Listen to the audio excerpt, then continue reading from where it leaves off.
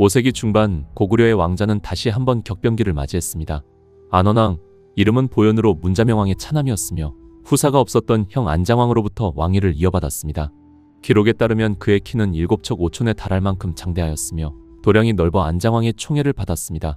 그러나 일본서기에는 형인 안장왕이 시해를 당했다는 기록이 전해지는데, 이를 근거로 일부 학자들은 고구려 내부의 갈등과 혼란이 안원왕 즉위 과정에서 폭발했다고 보기도 합니다. 다만 안원왕이 형을 시해했다는 설은 기록의 부재로 근거가 빈약합니다. 531년 안장왕이 제위 13년에 붕화자 보현이 왕위에 올랐고, 양나라 고조가 안장왕의 자계를 계승하라는 조서를 내리며 안원왕의 즉위를 인정했습니다.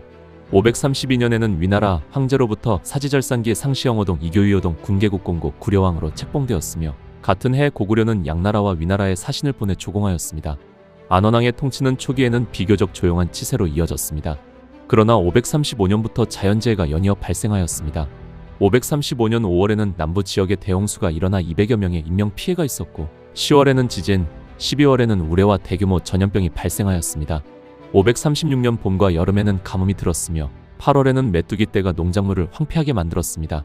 537년 3월에는 기근이 극심하였고, 이에 안원왕은 백성들을 순시하며 직접 위로하고 구휼하였습니다. 이러한 일련의 재난 속에서도 고구려는 동이 및 양나라와의 조공 외교를 지속하였습니다. 540년 가을에는 백제가 우산성을 포위하였으나 안원왕은 정예 기병 5,000명을 파견하여 이를 물리쳤습니다. 이는 백제의 도발에 대한 신속하고 효과적인 대응으로 고구려의 군사적 저력을 보여주는 사건이었습니다. 한편 고구려는 국경을 맞댄 동이와의 외교를 공고히 하며 남양과도 교류를 유지하였습니다. 이렇게 남북조 양면 외교 기조를 지속하며 대외적 균형을 이어갔습니다. 그러나 안원왕의 통치는 고구려 쇠퇴의 서막이기도 했습니다. 전성기에는 광개토대왕 시절 이후 군주를 도와 내정을 총괄하던 국상 중심의 국정 운영이 안원왕 시기부터 점차 변화하기 시작했습니다. 왕권은 약화의 조짐을 보였고, 국가의 핵심 권력 구조는 점점 균열을 보이기 시작했습니다. 이러한 내부 상황은 후계 문제에서 극적으로 드러났습니다. 안원왕의 제1왕후는 아들을 낳지 못했고, 두 소왕후를 들였는데 모두 각각 아들을 출산하였습니다. 결과적으로 고구려의 주요 귀족 세력은 소왕후들의 외척인 추군과 세군으로 나뉘어 각기 자신들의 외손을 왕위에 옹립하기 위해 대립했습니다.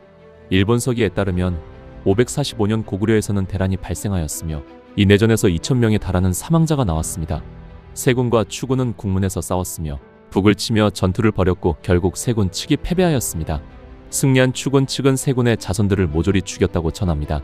비록 이 기록은 삼국사기에는 보이지 않지만 고구려의 후계 분쟁과 귀족 내 갈등, 왕권 약화가 현실로 존재했음을 시사합니다. 더군다나 이 시기의 고구려는 백제와 신라에 연이어 굴욕을 당하기 시작한 전조의 시기로 평가되며, 안원왕 시기를 기점으로 정치적 불안정과 군사적 쇠퇴가 본격화됩니다. 일부 학자들은 이 내전을 후계 문제를 빙자한 국내계와 평양계의 뿌리 깊은 갈등으로 해석합니다.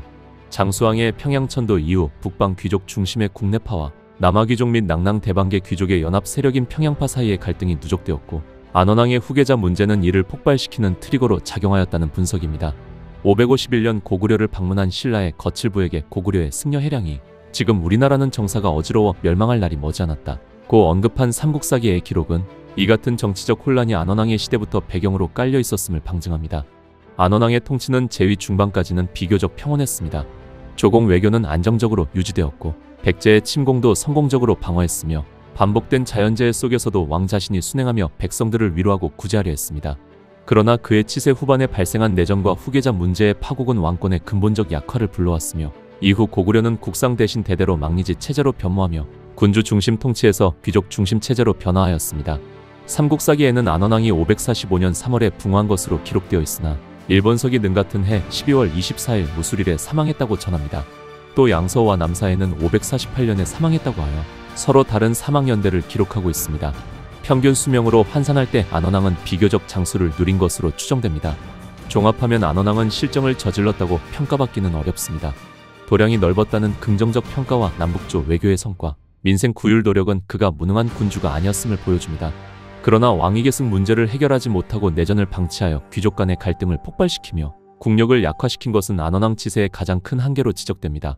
고구려의 쇠퇴는 아들 양원왕 때 본격적으로 표면화되었지만, 그 전조는 안원왕 시대에 이미 시작되었으며, 안원왕은 이 변화의 한가운데 있었습니다.